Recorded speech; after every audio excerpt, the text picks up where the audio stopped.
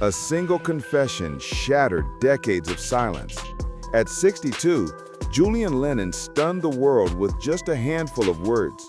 And it freaked me out being surrounded. I utterly hated her. The story behind those words is messy, painful, I never try and shove things down people's. and loaded with secrets that fans never saw coming. It's a story about family, betrayal, fame, and survival.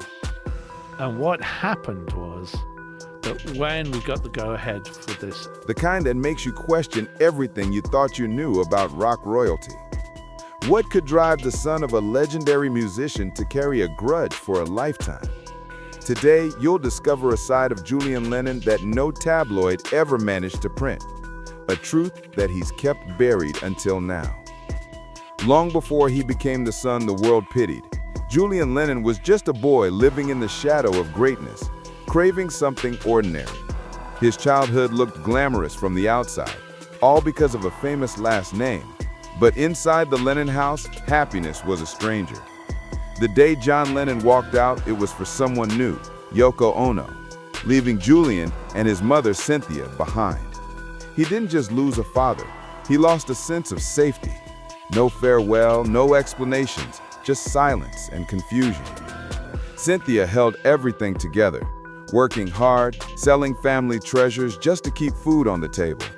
While people imagined mansions and endless luxury, reality was a cold flat, secondhand clothes, and uncertainty. Fame didn't bring comfort, only questions he couldn't answer. At school, Julian became a target. Kids saw the name, thought he had it all, but he felt empty, isolated. They taunted him, bullied him, sometimes even hit him. Teachers rarely helped, assuming he was too privileged to need protection. His mother was his only shield. Her sacrifices building a fragile wall against a world that seemed determined to break him. He learned early that legends only matter to people on the outside. On the inside, the cost is loneliness, not admiration. But Julian held it together, pushing through the pain, refusing to let the world see him fall apart. The foundation of his story was built not on fame, but survival. Growing up, Julian was haunted by the image of a father celebrated for peace and love, but who showed little of either at home. While the world worshipped John Lennon, Julian saw only absence, broken promises, and a man he barely knew. It hurt even more to see his father shower affection on John Lennon, his younger half-brother. The headlines called John a devoted parent, but to Julian, it was hypocrisy. People heard John's music and thought of hope, unity, but Julian felt only rejection, anger. There were whispers, rumors about Julian's birth. John allegedly called him a mistake, while Sean was born out of love. Even if the words were exaggerated, the wounds ran deep, reminding Julian every day that he was different, unwanted. Cynthia tried to fill the gap, but the pain lingered. The public image of John Lennon, the idol, was everywhere. Posters, songs, documentaries, all reminders of the man who left his first family behind. As Julian grew older, bitterness grew with him, shaping the man he would become. Julian's relationship with his father was always strained. After the divorce, contact became rare, awkward.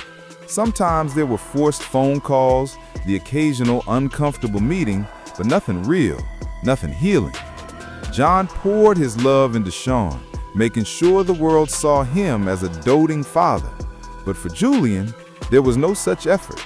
He watched from afar, wanting to believe he mattered, but always feeling like an outsider. Moments of hope would flicker and fade. A guitar here, a kind word there, but then nothing. Years would pass in silence. Julian longed for a real connection, a father's guidance, but those hopes were always dashed. The sense of rejection, the unfairness, it all became too much. He stopped expecting anything from John. The father he needed was never coming back. Instead, he built walls, armor made from disappointment to protect himself from more hurt. Then came the day that changed everything. News of John Lennon's sudden, violent death swept the globe. The world mourned a hero, but Julian's grief was different, quieter, heavier. He was just a teenager, cut off from the headlines and hysteria.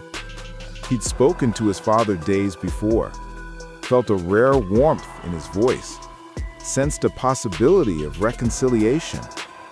That hope was ripped away in an instant. The shock, the loss was overwhelming. No funeral, no goodbye. Yoko Ono announced there would be no public mourning, just a call to honor John's dreams of peace. Julian was left alone with his memories and regrets. The last words he heard from his father echoed in his mind, not because they were profound, but because they marked an end to any chance at healing. The rest of the world cried for a legend, but Julian cried for the father he never truly had. The real betrayal surfaced with the reading of the will. John Lennon left nearly everything to Yoko Ono and Sean, barely acknowledging Julian. All those years of wishing for his father's approval ended with a legal document that confirmed his worst fears.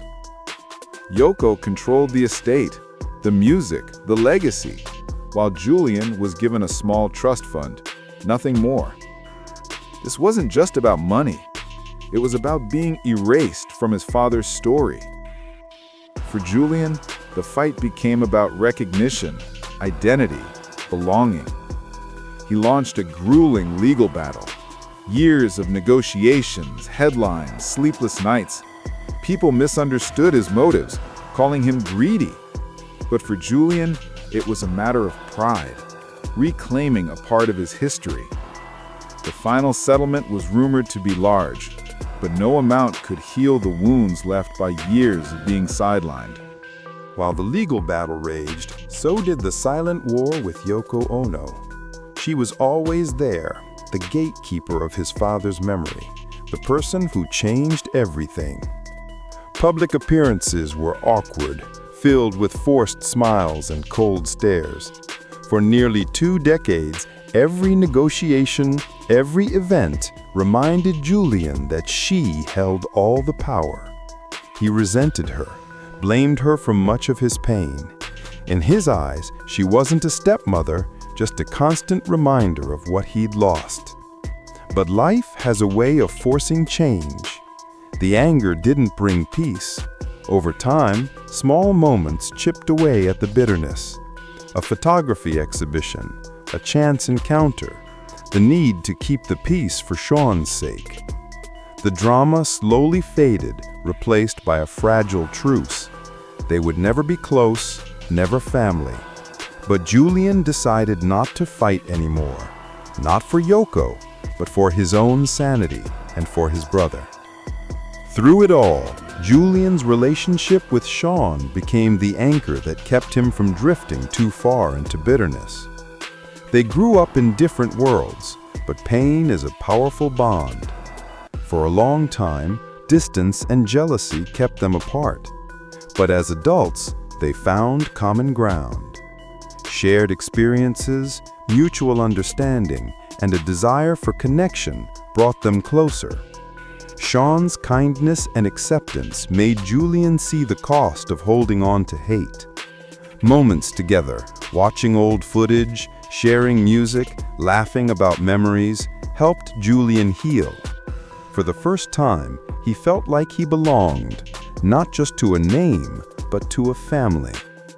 The silent feud with Yoko lost its meaning. The only thing that mattered was protecting his bond with Sean. Julian learned that peace doesn't always come with grand gestures. Sometimes it's just the quiet decision to let go and move forward. Breaking free from the Lennon name was never easy. No matter where Julian went, people saw his father's shadow, compared his every move to a legend he could never live up to. Music, his first passion, brought constant comparisons and disappointment. The world wanted another John Lennon, not a new artist. The weight of expectations pushed him to reinvent himself. Photography, writing, and personal projects gave him a sense of purpose and identity. He stopped chasing approval and started living for himself. Recent documentaries and renewed Beatles nostalgia never let him forget where he came from, but Julian no longer let it define him. He found peace not in forgiving the past, but in creating a future on his own terms. He chose to honor his father's memory in his own way, through art, creativity, and quiet resilience. The Lennon name became a legacy he carried, not a prison he escaped from. At 62, Julian Lennon finally spoke the words he'd held inside for decades. "I utterly hated her." Those words weren't just about Yoko Ono. They were about the years of abandonment, the legal battles, the feeling of being erased from his father's story. But they were also about something deeper, the slow, painful process of letting go. Because hatred, Julian learned, is a weight that crushes you from the inside. And at some point, you have to choose. Carry it until it destroys you, or set it down and walk away. Julian chose to walk away, not because Yoko deserved forgiveness, and not because the pain disappeared, but because holding on to that hatred was costing him his own life, his own happiness, his own future. For American audiences, Julian's story hits differently. We're raised on the idea that family is everything, that fathers are supposed to be heroes, that hard work and persistence pay off. Julian had none of that. He was born into what should have been the ultimate American dream: fame, fortune, a legendary father. But instead, he got abandonment, neglect, and a lifetime of fighting for recognition. His story exposes the myth we've been sold, that success and fame bring happiness, that being connected to greatness makes you great too. Julian Lennon is living proof that sometimes the brightest lights cast the darkest shadows. Julian Lennon's journey is not a story of fairy tale forgiveness or overnight healing. It's a story of pain, struggle, and eventual acceptance. The words "I utterly hated her" carried the weight of years lost, opportunities missed, and a family torn apart by choices none of them could undo. But through it all, Julian found a kind of peace, a fragile truce that allowed him to move forward. His story exposes the hidden cost of fame, the myth of perfect families, and the strength it takes to carve out a life in the shadow of a giant. If you've ever struggled with forgiveness or wrestled with your own past, Julian's journey is a reminder that healing is possible, even if it's never perfect. It's messy, it's painful, and sometimes it takes a lifetime. But it's also real, and it's honest, and it's the only way forward. In a culture obsessed with celebrity worship, Julian Lennon's story is a wake-up call. We idolize rock stars, put them on pedestals, excuse their flaws because of their art.